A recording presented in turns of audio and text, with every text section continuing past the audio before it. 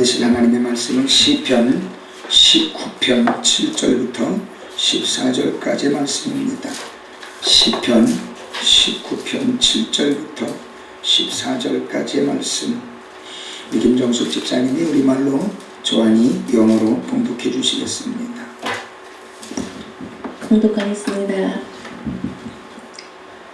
여호와의 율법은 완전하여 영혼을 소성시키며 여호와의 증거는 확실하여 우둔한 자를 지혜롭게 하며 여호와의 교훈은 정직하여 마음을 기쁘게 하고 여호와의 계명은 순결하여 눈을 밝게 하시도다. 여호와를 경외하는 도는 정결하여 영혼까지 이르고 여호와의 법도 진실하여 다 의로우니 금 곧 많은 순금보다 더 사모할 것이며 꿀과 송이꿀보다 더 달도다. 또 주의 종이 이것으로 경고를 받고 이것을 지킴으로 상이 크니이다. 자기 허물을 능히 깨달은 자 누구리요? 나를 숨은 허물에서 벗어나게 하소서. 또 주의 종에게 공의로 죄를 짓게 말게 하사 그 죄가 나를 주장하지 못하게 하소서. 그리하면 내가 정직하여 큰 죄가에서 벗어나겠나이다. 나의 반석이시여 나의 구속자이신 여호와여, 내 입의 말과 마음의 묵상이 주님 앞에 연락되기를 원하나이다. 아멘. 아멘. Bible reading, Psalms chapter 19, verse 7 to 40. To love the Lord is respect, reviving the soul. The statutes of the Lord are trustworthy, making wise the simple. The precepts of the Lord are right, giving joy to the heart. The commands of the Lord are radiant, giving light to the eyes. The fear of the Lord is pure, enduring forever. The ordinances of the Lord are sure and altogether righteous. They are more precious than gold, than much pure gold. They are sweeter than honey from the comb. By them is your servant warned. In keeping them, there is greater reward. Who can discern his errors? Forgive my hidden faults. Keep your servant also from willful sins. May they not roll over me. Then will I be blameless, innocent of greater transgression. May the words of my mouth and the meditation of my heart be pleasing in your sight. O Lord, my rock and my redeemer. 아멘. 지난 한 주간 여러분들이 기도해 주시는 가운데 하나님께서 은혜를 베풀어 주셔서 무사히 잘 다녀왔고요. 임선 교사님이 운영하는 신학교 안에 놀라운 기적이 일어나서 참 감사했어요. 여러분들이 기도해 준 만큼 저는 이제 태권도를 가르치러 갔고, 또 그 목사님은 이제 신학생들에게 이제 성경을 강의하러 갔었는데, 우리가 월요일날 밤에 갔으니까 화수목 사흘 동안, 그리고 우리는 마지막 목요일날 일정을 마치고 이제 목요일 밤 해서 금요일날 1시니까요. 목요일 밤이죠. 그래서 비행기를 타고 돌아올 때까지 사흘 동안을 계속해서 강의를 계속해서 이어가는데, 그 신학생들이 10대 후반에서 20대 중반까지입니다. 굉장히 어린 학생들인데, 이 아이들이 하나님의 말씀만 가지고 공부를 하는 가운데 성령께서 역사하셔서 그들이 변화되기 시작하는데요. 놀라운 기적이 일어났습니다. 우리 성도님들이 같이 갔을 때 선교사님네 숙소에서 이렇게 밥을 해줬던 젊은 자매가 얼굴이 새카맣지 않습니까? 그 자매가 저기 안겔레스 옆에 잠발레스라고 하는 곳에 그 화전민들이 사는 지역이 있습니다. 그 나무 배 가지고 불 질러서 거기서 농사 짓는 그런 사람들을 화전민이라고 하지 않습니까? 그곳에서 목회하시는 현지 목사님 딸인데 첫날부터 하나님의 말씀이 계속해서 들어가니까 이 자매 10년 가운데 성령이 역사하시기 시작해가지고 말씀을 들을 때마다 막 성령께서 역사하셔서 막 회개하고, 마지막 날 셋째 날 목요일 날은 안수를 하는데 이 자매가 막 괴성을 질러가면서 그 마음에 있었던 모든 아픔과 울분이 그 어린 나이에 얼마나 힘들고 외로웠는지 성령께서 그 마음을 어루만져 주시더라고요. 함께 동행했던 목사님이 안수하고 지나갈 때까지 이 자매가 주체를 못하는 거예요. 너무 안타까운 마음에 가서 안수를 하는데 막 귀신이 빠져나가는 것 같은 몸을 막 비트는 그런 행동을 하면서 엎어지길래 끝까지 그 머리를 붙잡고 계속해서 안수를 했더니 이 자매가 몸과 마음이 진정되면서 막 눈물을 펑펑 흘리더라고요. 나이가 많고 적음에 따라서 고통이 많고 적은 것이 아닙니다. 생활과 환경을 통해서 악한 마귀가 그의 영혼을 붙잡게 되면 그 영혼은 감당할 수 없는 아픔 가운데 빠져듭니다. 하나님의 말씀으로 치료하고 성령께서 치료하시고 몇몇 청년들이 하나님의 말씀으로 변화되기 시작하는데, 심지어 그 신학생 중에는 남학생이 있는데 그 아버지가 성범죄를 저질렀는데 그 남학생의 또래 여자아이와 성범죄가 일어난 겁니다. 그래서 그 아버지가 감옥에 갔어요. 그게 들통나서. 근데 감옥에서 그 아버지가 죽었어요. 이 청년의 가슴이 얼마나 타겠어요. 그 청년은 앉아가지고 눈물만 펑펑 흘리고 계속 하나님만 찾는 거예요. 어느 누가 치료해 주겠습니까? 어느 누가 회복해 주겠습니까? 하나님만이 치료하고 하나님만이 회복합니다. 먹고 살 것이 없어서 예수님 믿겠다고 와가지고 끼니를 해결하기 위해서 왔던 청년일지라도 하나님이 그 마음을 어루만져 주시고 그 삶의 고통을 해결해 주시니까 그 말씀 앞에 엎드려서 청년들이 펑펑 웁니다. 하나님은 우리 사람들, 우리 성도들을 특별히 치료하실 때 말씀으로 치료합니다. 세상 즐거운 얘기로 치료하시는 게 아니에요. 말씀으로, 하나님의 말씀으로 치료하는 겁니다. 성령의 능력으로 치료하는 겁니다. 그 성령의 역사가 있을 때 그들이 치료받은 경험 가지고 세상 앞에 당당하게 나아가서 아파하는 영혼들, 괴로워하는 영혼들에게 하나님께서 주신 말씀 가지고, 자신이 만났던 하나님의 말씀 가지고 그 영혼들을 또 치료하러 가는 겁니다.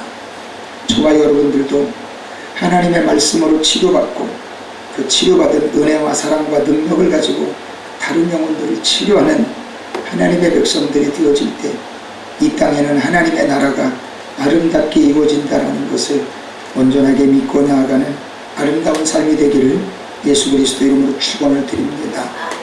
그래서 오늘 말씀도 보게 되면 오늘 본문의 19편 7절부터 14절까지의 말씀을 통해서 하나님의 말씀의 완전함이라고 하는 제목으로 하나님의 은혜의 말씀을 나누기를 원합니다. 제가 며칠 동안 강행군을 하고 또 잠을 못 자고 해서 좀 목소리가 좀 쉬었습니다. 여러분들이 좀 이해해 주시고 좀 거칠게 들리더라도 좀 이해해 주시기 바랍니다. 오늘 다윗은 하나님 앞에 하나님의 말씀이 얼마나 중요한 것인가, 우리에게 얼마나 귀한 것인가 하는 것에 대해서 설명을 할 때 다윗은 하나님의 말씀을 6가지로 표현을 합니다. 그 6가지로 표현을 하면서 하나님의 말씀이 얼마나 완전한가, 그리고 하나님의 말씀이 얼마나 현실적이면서도 사실적인가 하는 것에 대해서 아주 강하게 표현을 합니다. 사랑하는 성도들이요, 사람들이 가지고 있는 법은 문화와 언어와 풍습을 따라서 얼마든지 달라져 갑니다. 그리고 시대가 바뀔수록 점점 더 바뀌어 갑니다. 여러분들 하루하루에 법이 바뀌어가는 거 아세요? 심지어 법을 바꿔달라고 데모까지 합니다. 그 사람들이 살아가는 과정에 있어서의 법은 얼마든지 바뀔 가능성이 있고 바뀌어갑니다. 그러나 하나님의 법은 천지가 창조된 이후로부터 하나님의 나라가 이 땅에 다시 주님께서 재림하셔서 하나님의 나라를 완벽하게 이루실 때까지 하나님의 법은 절대로 1.1획도 바뀌지를 않습니다. 그렇기 때문에 우리 사랑하는 성도들이 성경에 기록되어져 있는 이 하나님의 말씀을 삶의 환경이 바뀌면서 내 윤리적인 것, 가치관이 바뀌고 내 삶의 어떤 형식적인 주관이 바뀐다 하더라도 결코 하나님의 말씀은 바뀌지 않는다는 것을 우리가 분명하게 알게 되면 바로 그 하나님의 말씀의 완전한 모습 속에 여러분의 성공의 열쇠가 있다는 것을 분명하게 알고 여러분들이 이 하나님의 말씀을 여러분의 신앙의 삶에 또는 모든 삶의 전반적인 삶에 하나하나 비춰가면서 여러분들이 정말로 성공하는 인생을 살아갈 수 있는 아름다운 삶이 되시기를 예수 그리스도 이름으로 축원을 드립니다. 어떤 사람이 불완전합니까? 어떤 사람이 연약합니까? 하나님의 말씀을 내 삶에 적용하게 되면 저와 여러분의 삶은 놀랍도록 변화됩니다. 여러분의 삶에는 능력이 임합니다. 왜냐하면 저와 여러분의 영혼을 지어주신 분이 바로 하나님이시기 때문에 그 하나님 앞에 저와 여러분이 나아가면 상한 심령, 상처받은 심령, 낙심했던 심령, 죽고 싶은 심령들이 변화되어지는, 즉 영혼이 살아나는 놀라운 역사가 있을 것이라는 사실을 믿으시기를 예수 그리스도 이름으로 축원을 드립니다. 그렇다면 오늘 다윗이 이야기했던 이 다윗의 고백을 통해서 하나님의 말씀이 얼마나 완전한지 그 6가지의 표현을 우리가 하나하나 짚어보면서 저와 여러분이 이 땅을 살아가는 동안에 말씀 붙잡고 실패하지 않는 삶, 말씀 붙잡고 성공하는 삶, 말씀을 통해서 이 땅의 모든 것들을 여러분들이 변화시켜가는 아름다운 삶을 사시기를 예수 그리스도 이름으로 축원을 드립니다. 하나님은 분명히 창세기 1장 27절 28절에 말씀하시면서 생육하고 번성하여 땅에 충만하라, 정복하고 다스리라 라고 말씀하셨습니다. 그런데 그 정복하고 다스리는 권세가 무엇으로 임할까요? 하나님께서 주시는 말씀으로 인하여 저와 여러분에게 정복하고 다스리는 권세가 임하여 있다는 사실을 믿으시길 바랍니다. 그것이 여러분에게 적용되어지지 않을 때 저와 여러분은 악한 영에 의하여 정복당하고 다스림받게 된다는 사실을 기억하시고 다시는 악한 영에게 정복당하지 않고 악한 영을 정복하고 이제는 이 땅을 다스리는 권세의 삶을 살아가시기를 예수 그리스도 이름으로 축원을 드립니다. 다윗의 첫 번째 고백은 이것입니다. 7절에 말씀하고 있는 것처럼 여호와의 율법은 완전하여 영혼을 소성시킨다 라고 말씀합니다. 하나님의 말씀은 저와 여러분의 영혼을 소성시킵니다. 지난 주간에 필리핀에서 그 어린 신학생들이 하나님의 말씀으로 변화되어졌던 것은 다른 것이 아니었어요. 하나님의 말씀을 일일이 찾아가면서 다 읽게 만들고 그것을 고백하게 만드니까 성령께서 그 말씀 속에 역사하셨던 겁니다. 여러분, 제가 여러분에게 설교할 때 무엇을 기준으로 설교하던가요? 하나님의 말씀 가지고 설교합니다. 제 경험 가지고 설교하지 않았어요. 이 땅에서 일어나는 많은 사람들이 주장하는 논리와 이론 가지고 말씀 전한 게 아니었습니다. 저는 오직 성경만 전했습니다. 그 성경만 전해야만 저와 여러분의 영혼이 살아나는 겁니다. 왜냐하면 시편 23편 다윗은 또 고백하기를 내 영혼을 소생시키시고 자기 이름을 위하여 의의 길로 인도하시는도다 말씀합니다. 여호와는 나의 목자시니 내가 부족함이 없으리로다. 그가 나를 푸른 초장에 누이시며 쉴 만한 물가로 인도하시는도다. 그리고 나서 고백하는 게 뭐예요? 내 영혼을 소생시키시고 자기 이름을 위하여 의의 길로 인도하시는도다. 내 영혼을 살리시는 이유는 하나님께서 영광 받으시기 위해서, 당신께서 영광 받으시기 위해서 내 영혼을 다시 살려주신다는 거예요. 여러분이 아파하고 괴로워하는 자리에서 여러분이 고통당하는 자리에서 회복되어져야 할 이유는 하나님의 영광이 드러나기 위해서라고 하는 겁니다. 하나님의 영광을 높이기 위해서 저와 여러분의 영혼이 살아나기를 하나님은 원하신다는 거예요. 디모데후서 3장 15절부터 17절까지는 사도 바울이 디모데에게 이야기합니다. 오직 사랑하는 성도들에게 하나님의 말씀만을 가르쳐줘야 되는 중요성을 가르쳐줄 때 이렇게 이야기합니다. 또 어려서부터 성경을 알았나니 성경은 능히 너로 하여금 그리스도 예수 안에 있는 믿음으로 말미암아 구원에 이르는 지혜가 있게 하느니라. 모든 성경은 하나님의 감동으로 된 것으로 교훈과 책망과 바르게 함과 의로 교육하기에 유익하니 이는 하나님의 사람으로 온전하게 하며 모든 선한 일을 행할 능력을 갖추게 하려 합니다. 디모데후서 3장 17절에서는 성경 말씀을 배우고 난 것에 대한 결과를 이렇게 이야기합니다. 다시 한번 말씀드리면 이는 하나님의 사람으로 온전하게 하며 모든 선한 일을 행할 능력을 갖추게 하려 합니다. 하나님의 말씀이 내 안에 들어와서 영혼이 살아나게 되면 하나님의 사람이 완전해지도록 한다는 겁니다. 여러분, 세상 윤리로 완벽해질 줄 아세요? 아닙니다. 세상에 아무리 석박사 학위를 가진 사람이 가지고 있는 그 논리를 가진다고 해서 우리의 심령이 변화되어질 것 같습니까? 절대 안 그렇습니다. 우리의 심령을 변화시켜 줄 수 있는 것은 오직 하나님의 말씀뿐입니다. 그 말씀이 나를 완벽하게 변화되어지게 하고 선한 모든 일들을 감당할 수 있는 그 능력을 갖추도록 해주는 게 바로 하나님의 말씀이라고 하는 겁니다. 그 말씀이 저와 여러분의 심령 가운데 넘쳐날 때에 하나님의 영광이 저와 여러분을 통해 온전하게 드러난다는 사실을 믿으시길 바랍니다. 우리 사랑하는 성도님들의 아멘 소리가 날마다 높아져서 참 감사해요. 두 번째로는 하나님의 말씀의 완전함을 다윗은 어떻게 표현했느냐면 우둔한 자를 지혜롭게 한답니다.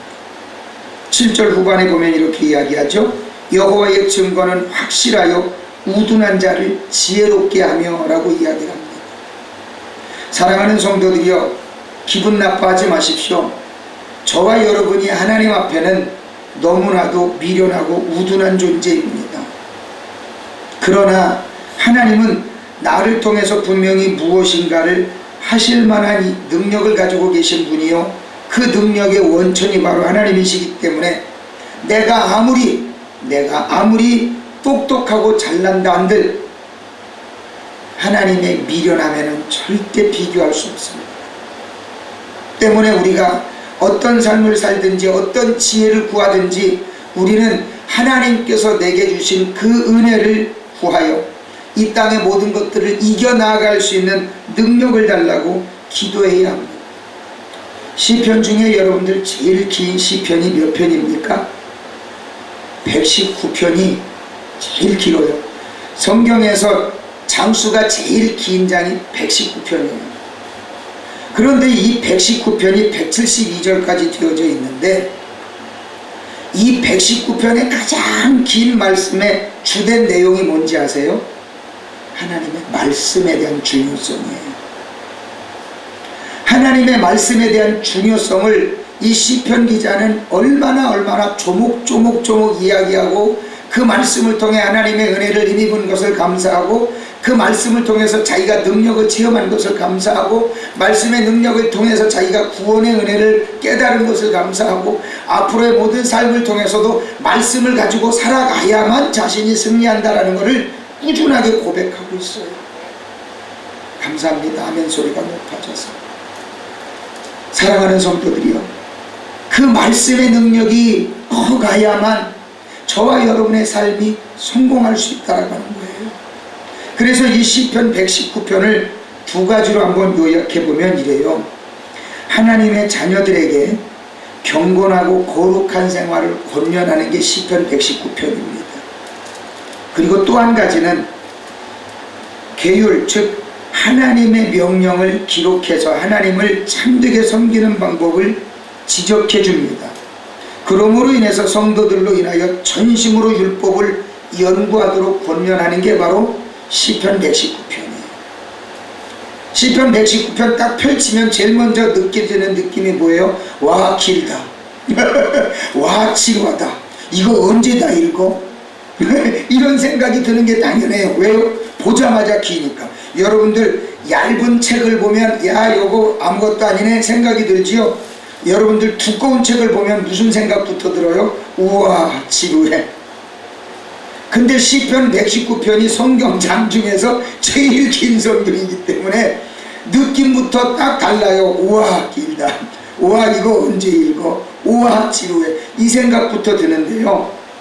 말씀 한 구절 한 구절을 보게 되면요, 왜 내가 말씀을 읽어야 되는지, 왜 내가 하나님의 자녀들에게 말씀을 가르쳐야 되는지, 왜 말씀을 연구해야 되는지까지를 우리에게 가르쳐주는 게 시편 119편이에요. 여러분, 성경을 읽는 것과 성경을 연구하는 것은 어떤 차이가 있을까요?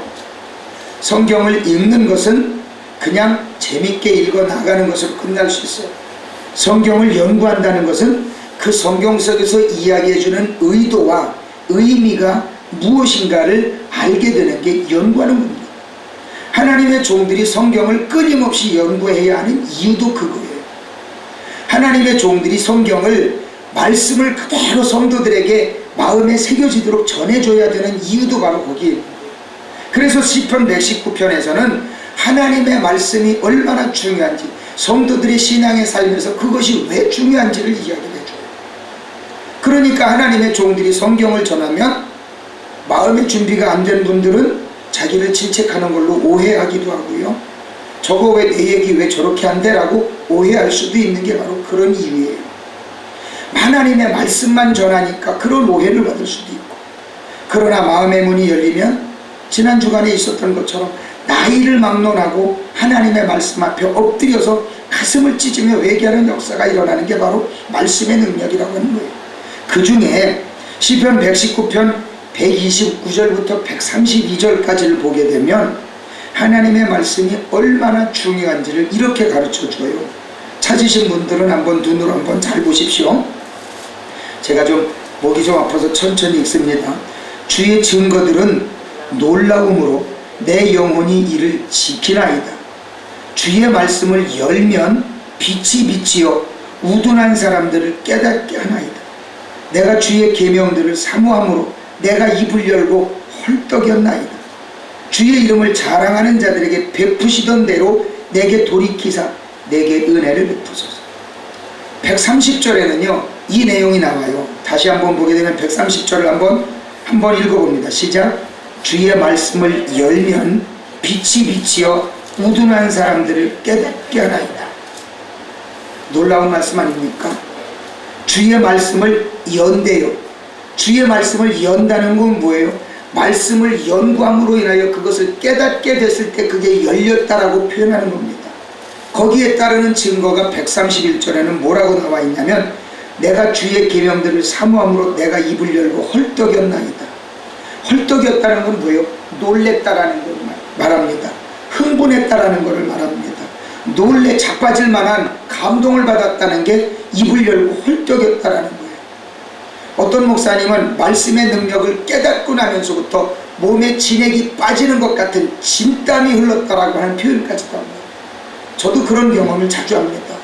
하나님의 말씀을 연구해서 여러분들에게 전할 때요, 어떤 때는 하나님의 말씀을 듣고 제가 놀랍니다. 연구하는 과정이 여러분들에게 자랑삼아 하는 이야기가 아니라 저는 여러분들에게 성경 중에 제가 이해하기가 어렵고 더 넓게 이야기를 원할 땐 영어 원문까지 같이 비교해서 말씀드리고 여러분들에게 설명드릴 때가 있지 않습니까? 그럴 때는요 몸에 전율이 느껴져요. 아 이렇게 깊은 의미가 있었구나, 아 이렇게 정확한 뜻이 있었구나 라는 것을 알게 되면 몸에 전율이 와요. 그 시편 119편 130절 131절이 이야기하는 게 하나님의 말씀이 열면 빛이 비춘다라는 표현이 바로 그거예요. 그리고 그 빛이 비춰질 때 내 마음이 입을 열어서 헐떡인다라고 하는 표현이 바로 그런 감동이 왔다라고 하는 표현이에요. 여러분들이 하나님의 말씀을 읽을 때 이런 감동이 올 정도가 돼야 돼요. 이거 그건 목사님들이라 하는 거죠. 아니에요. 하나님의 종들만 그런 감동을 입을 것이 아니라 성도들이 그런 감동을 입어야만 여러분의 삶의 문제가 해결되어지는 거예요. 여러분들이 그런 감동을 입어야만 하나님의 능력을 여러분들도 받게 되는 거예요. 하나님의 종들만 그런 능력을 체험합니까? 아니에요. 성도들도 그런 능력을 체험해야만 하나님의 영광이 여러분을 통해 드러난다는 거예요. 그런데 더 놀라운 것이 있어요.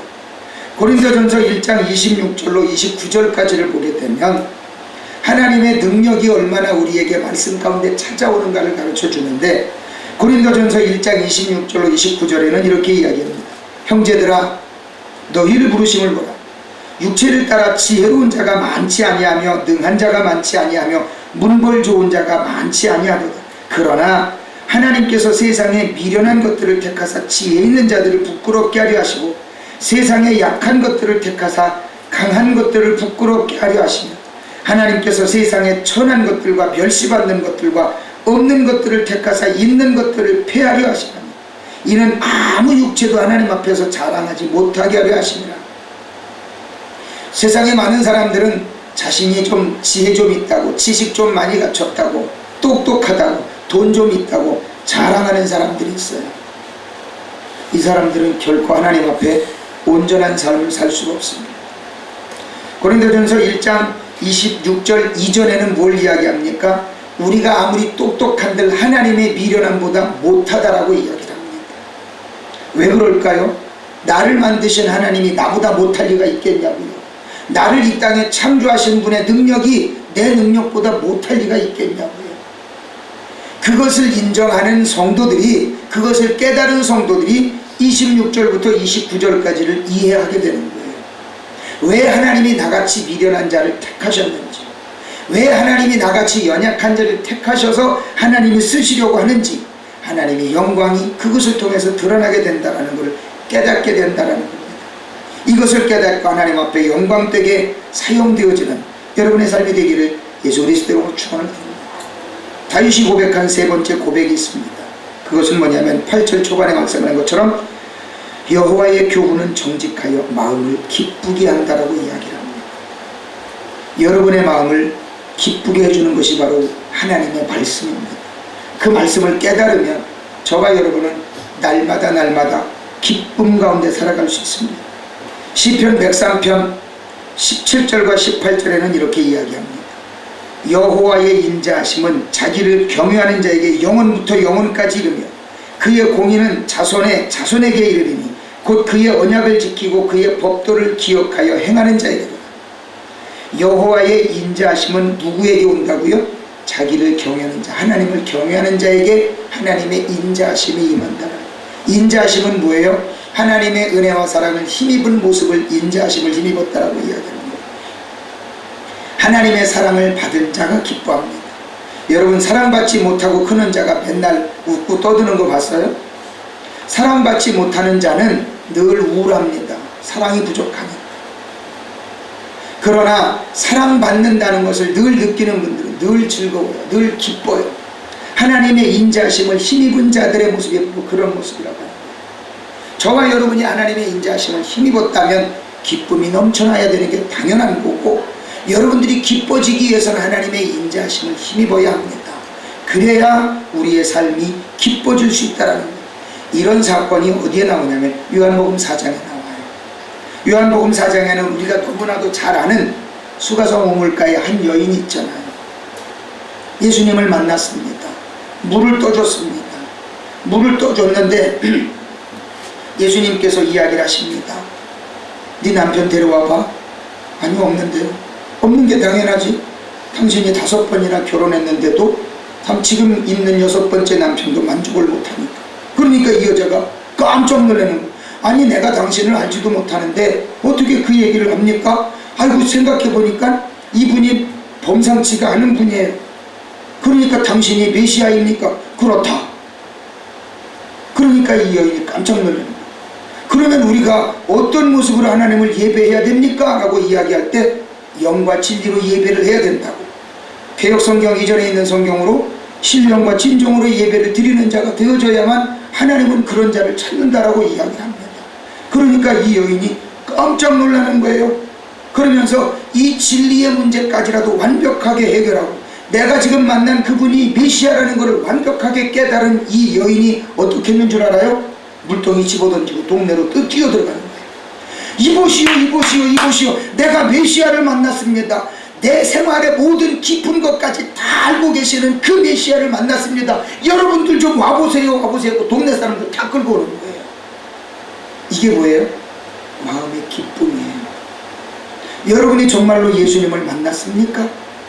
저는 늘 마음 가운데 애끓는 기도를 하는 기도의 내용 중에 하나가 하나님, 제발 우리 성도님들 하나님을 좀 만나게 해주세요.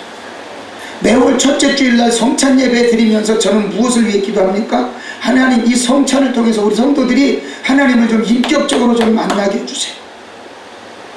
제가 빼놓지 않고 매월 첫째 주일날 성찬 예배할 때 그걸 꼭 기도하지 않습니까? 왜 그렇습니까? 여러분이 하나님을 만나야 돼요. 여러분이 하나님을 만나야만 인생의 문제가 해결되어지는 거예요. 마치 수가성 우물가의 이 여인이 내가 만난 분이 바로 메시아였구나.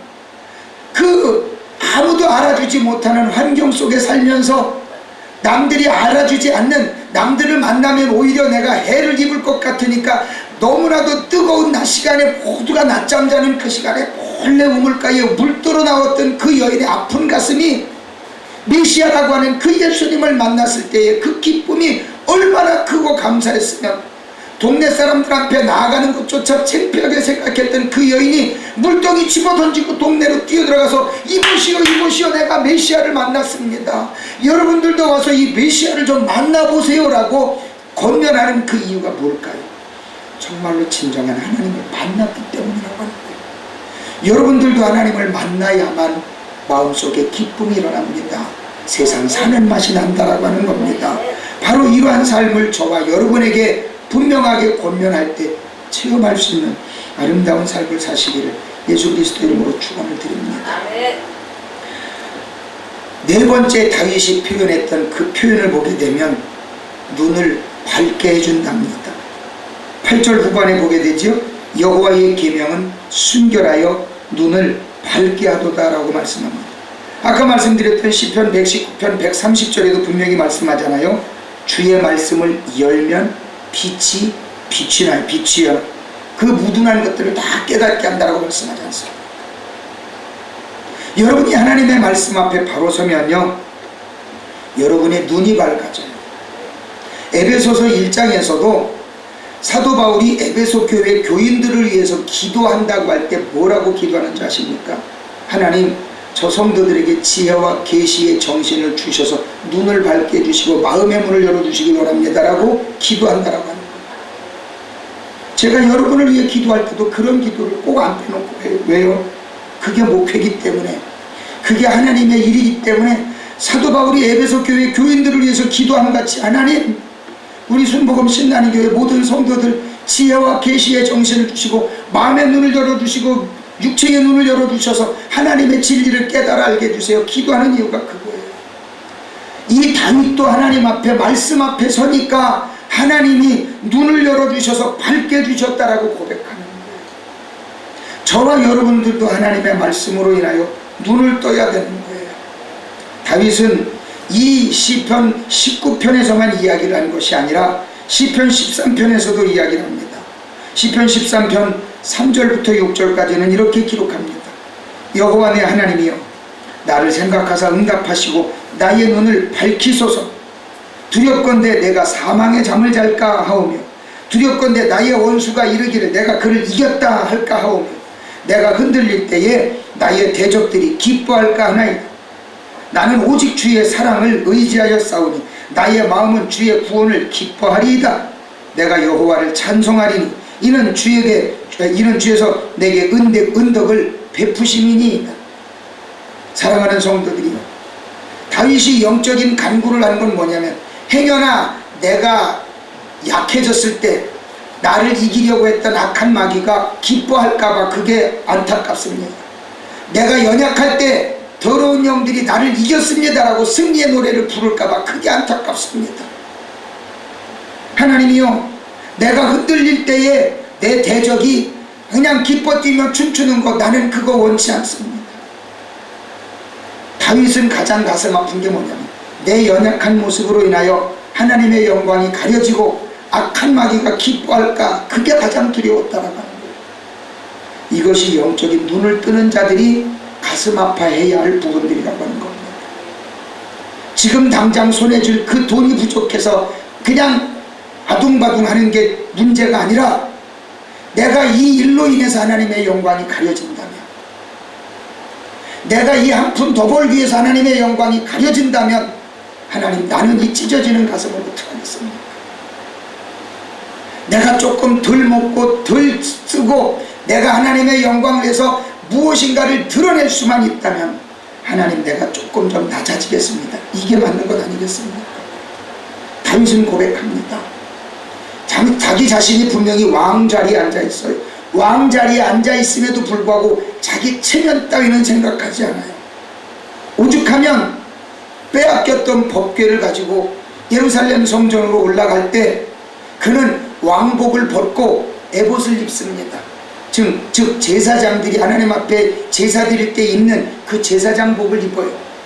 그리고 여호와의 궤가 앞서가고 찬양대가 앞에 가는데, 그 앞에 가가지고 모든 신하들이 보는 앞에서 덩실덩실 춤을 추면서 법궤가 예루살렘 성전으로 옮겨가는 것을 얼마나 기뻐하는지 몰라요. 왕의 채통도 잃어버리고 기뻐하는 거예요. 왕의 체면도 버려버리고 기뻐하는 거예요. 그러니까 오죽하면 그의 첫 번째 아내 미갈이 성 안에서 쳐다보고 있다가 저런 왕이 채통도 없이 있는 거예요. 왕이 가족에게 축복하기 위해서 올라왔을 때 미갈은 그러잖아요. 아이고, 왕이시고 어째 채통도 없이 신하들과 몸종들 보는 앞에서 그렇게 채통 없이 춤을 춥니까? 그러니까 다윗은 뭐라 그래요? 내가 저들 앞에서 아무리 낮아진들 나는 내 온몸과 마음 다해 하나님을 찬양할 거다라고 작정하고 고백하지 않습니까? 저와 여러분들이 분명히 기뻐해야 될 것은 뭐냐면, 내가 조금 손해본다 한들, 내가 조금 연약해진다 한들, 내가 하나님 앞에 기뻐할 수 있는 것, 그것이 바로 하나님의 영광을 위한 것이고, 내가 내 유익을 구하기 위하여 하나님의 영광을 무시하고 내가 소득을 얻을 때 악한 마귀는 얼마나 기뻐하겠냐, 그겁니다. 사랑하는 성도들이요, 저와 여러분들이 무엇을 바라보고 갑니까? 이 영적인 간구가 하나님의 마음에 감동이 되어져야 한다는 사실을 기억하시기 바랍니다. 이사야 선지자는 이 영적인 눈이 밝아져야 할 것을 위해서 이렇게 이야기합니다. 이사야 50장 4절에는 이 이사야 선지자가 이야기하기를, 주 여호와께서 학자들의 혀를 내게 주사 나로 곤고한 자를 말로 어떻게 도와줄 줄을 알게 하시고 아침마다 깨우치시되 나의 귀를 깨우치사 학자들같이 알아듣게 하소서. 사랑하는 성도들이요, 이사야 선지자는요, 이스라엘 백성들이 듣기 싫어하는 하나님의 말씀을 전했어요. 왜냐하면 하나님이 시키시니까. 이스라엘 백성들이 얼마나 타락했는지, 얼마나 하나님을 버리려고 애를 썼는지를 이사야 선지자는 너무나도 잘 알아요. 그런데 하나님은 이스라엘 백성들에게 이스라엘 백성들이 잘못한 것만 계속해서 지적하게 하는 거예요. 왜? 하나님이 영광 받기 위해서 백성들의 잘못을 계속해서 고치라고 하니까. 그러나 백성들은 들어주지를 않아요. 여러분들 성경에 전해져 있지 않는 내용이지만 전해지는 말에 의하면 이 이사야 선지자는 이스라엘 백성들이 자기들의 잘못을 얼마나 신랄하게 지적했는지 너무너무 얄미우니까 톱으로 켜 죽여버렸잖아요. 그런데 이 이사야 선지자는 그 하나님의 말씀, 이스라엘 백성들이 듣기 싫어하는 그 하나님의 말씀을 전하기 위해서 하나님께 뭘 요구했느냐? 어떻게 하면 저들에게 그것을 쉽게 이해하게 전할 수 있는지를, 하나님, 내게 학자의 혀를 주소서. 학자의 혀를 주셔서 저들이 어떻게 하면 잘 깨달을 수 있는지를 내게 알려주세요. 그리고 아침마다 그것을 깨우치게 하셔서 내 귀를 열어주실 때 학자의 귀를 열어주셔서 하나님의 말씀을 좀 듣게 해주세요. 이게 무엇을 의미합니까? 여러분 이 땅을 살아가는 동안에 여러분들에게 유익한 것에 대해서는 귀가 뻥 뚫립니다. 그러나 여러분들에게 가슴 아픈 이야기는 어떻게 됩니까? 귀가 점점 작아집니다. 왜 그럴까요? 듣기 좋은 소리에는 항상 귀가 크게 열립니다. 듣기 싫은 소리에는 항상 귀가 작게 닫혀집니다. 그러나 그것이 약이 된다면, 우리는 그것에 귀를 기울여야 합니다. 마치 몸에 좋은 약이 쓴 것처럼 우리는 하나님의 말씀에 귀를 기울여야 되는데, 그 말씀이 바로 내 마음의 눈을 밝게 해준다라고 다윗은 고백하고 있는 것을 볼 때, 저와 여러분의 삶이 하나님의 말씀을 향해서 눈을 뜰 수 있고 그 말씀에 귀를 기울여야 되는 것을 기억하시기를 예수 그리스도 이름으로 축원을 드립니다. 다섯 번째, 다윗은 하나님의 말씀을 어떻게 표현합니까? 이 9절 초반에 여호와를 경외하는 도는 정결하여 영원까지 이르고 오라고 말씀합니다. 하나님의 말씀은 영원하다라는 겁니다. 하나님의 말씀이 왜 영원할까요? 하나님은 천지만물을 창조하신 분입니다. 천지만물을 창조하신 분이기 때문에 그 창조하신 분이 우리 가운데 임할 때 그 말씀의 능력이 영원토록 불변하지 않고 능력을 발휘한다라고 하는 사실입니다. 우리는 그 영원하신 영광 앞에 나 자신을 스스로 낮추는 겸손한 모습으로 나아가야 된다는 것을 깨달아 하시길 바랍니다. 출애굽기 3장에는 어떤 사건이 나옵니까? 모세가 하나님 앞에 부름받는 사건이 나옵니다. 호렙산에 올라갑니다. 호렙산에 올라갔는데 갑자기 나무에 불이 붙었어요. 그런데 희한하죠? 나무에 불이 붙었는데 나무가 타질 않고 불만 유지되는 거예요.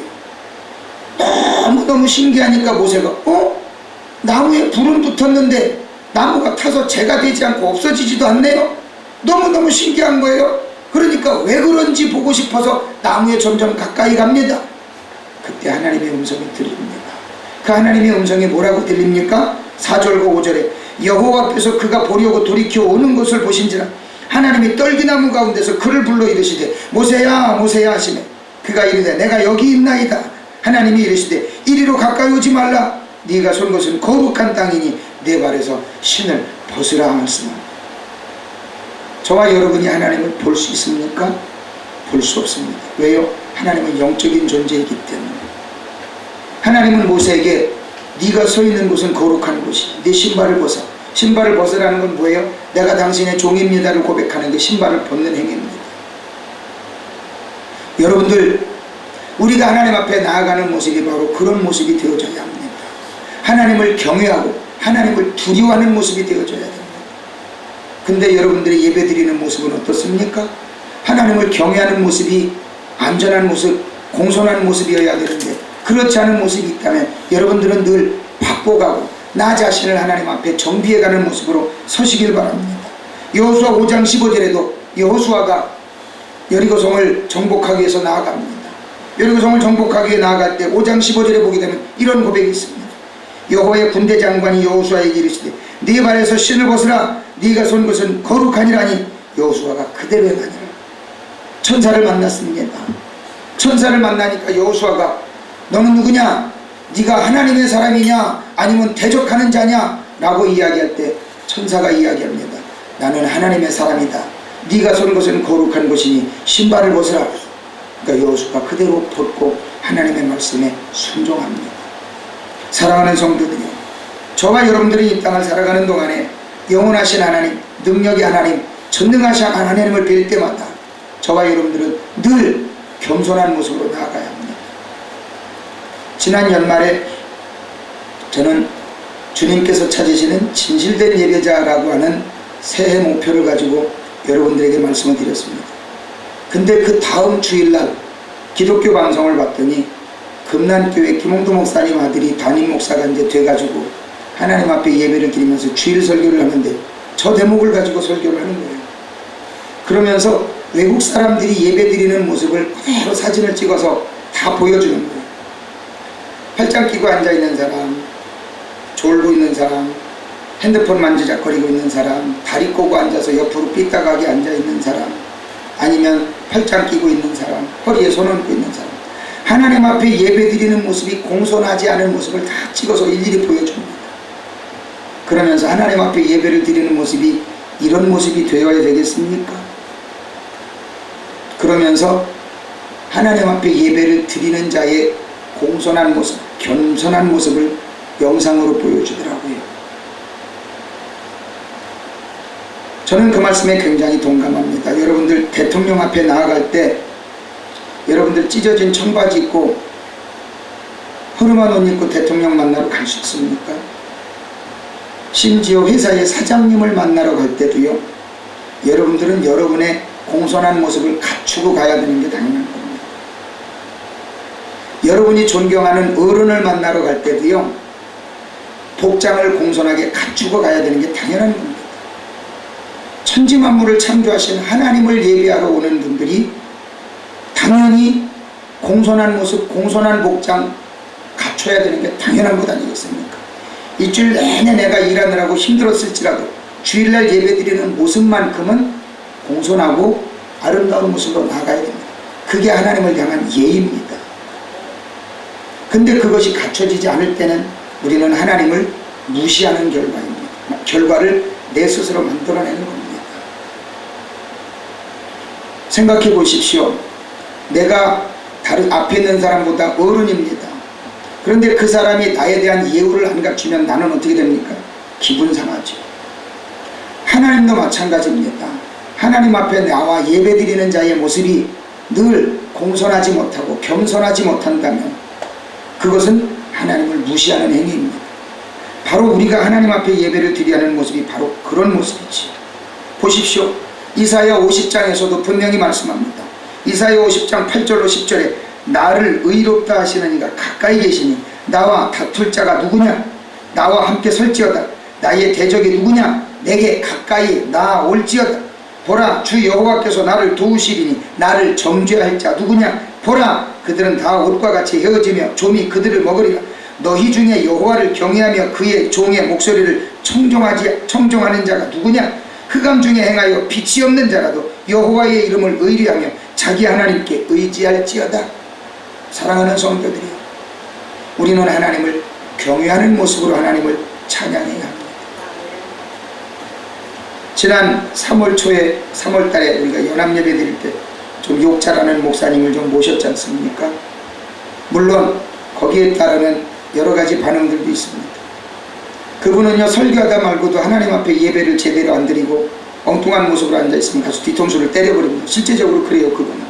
왜냐하면 싸가지 없는 놈이 하나님 앞에 예배를 드리는데 왜 이런 자세로 앉아있냐고 가서 진짜 쥐어박아요. 사랑하는 성도들이요, 우리가 거룩하신 하나님을 배울 때 저와 여러분들 어떤 모습으로 하나님 앞에 나가야 합니까? 경외하는 모습으로 당연히 나아가야죠. 여러분들 대통령 앞에 앉아갖고 다리 꼬고 앉아있을 수 있어요? 아니죠. 하나님이 대통령보다 낫습니까? 아니죠. 하나님보다 위대하시고 하나님보다 크시고 하나님보다 우리보다 더 거룩한, 대통령보다 더 거룩한 그 하나님 앞에 우리는 늘 겸손하신 모습으로, 겸손한 모습으로 영원한 하나님을 찬양하는 아름다운 삶을 살아야 합니다. 여섯 번째로 다윗은 여호와의 말씀을 어떻게 표현합니까? 여호와의 법도 진실하여 다 의로우니라고 이야기합니다. 하나님의 말씀은 의롭습니다. 하나님의 말씀은 의롭기 때문에 우리는 그 완전하신 하나님의 말씀 앞에 나 자신을 날마다 내려놔야 합니다. 신명기 32장 3절로 4절에서는 여호와의 법이 얼마나 의로운지를 우리에게 이렇게 가르쳐 줍니다.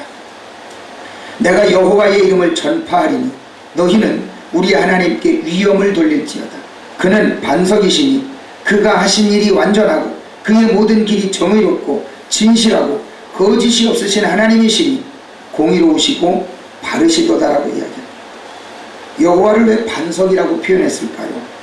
여호와는 완벽하신 분이기 때문에, 여호와는 변함이 없는 분이기 때문에 반석이라고 표현합니다.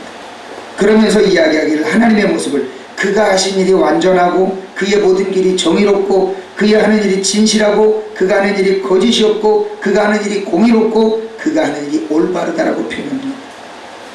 여러분도 저와 여러분이 하나님을 향해 이런 고백을 할 수 있어야 합니다.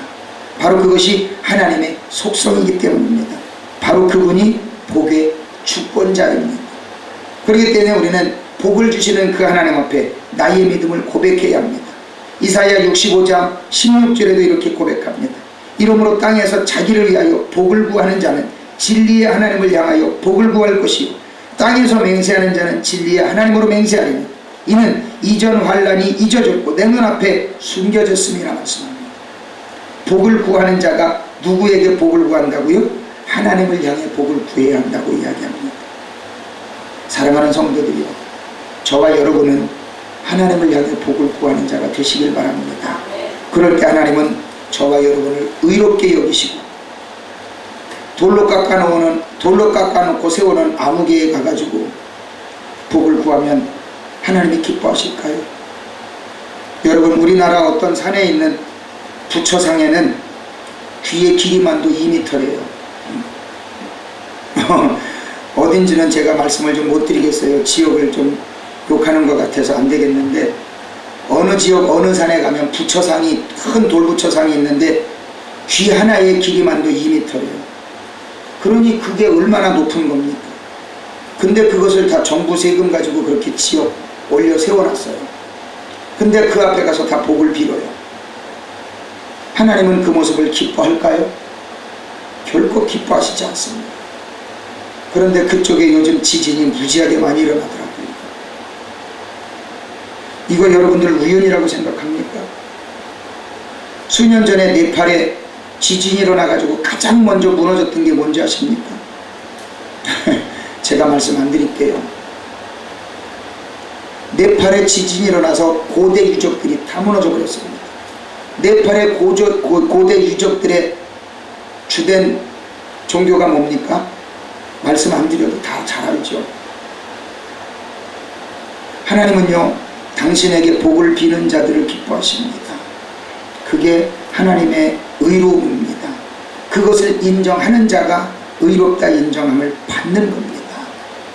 오늘 말씀의 결론을 드립니다. 여러분들, 오늘 본문 10절부터 14절까지를 한번 보십시오. 시편 19편 10절부터 14절까지를 보게 되면 정말로 하나님의 말씀이 완전하다고 생각하는 성도들이 해야 할 일을 이 다윗이 가르쳐주고 고백하고 있습니다. 한번 한 절씩 볼까요? 10절에는 이렇게 이야기합니다.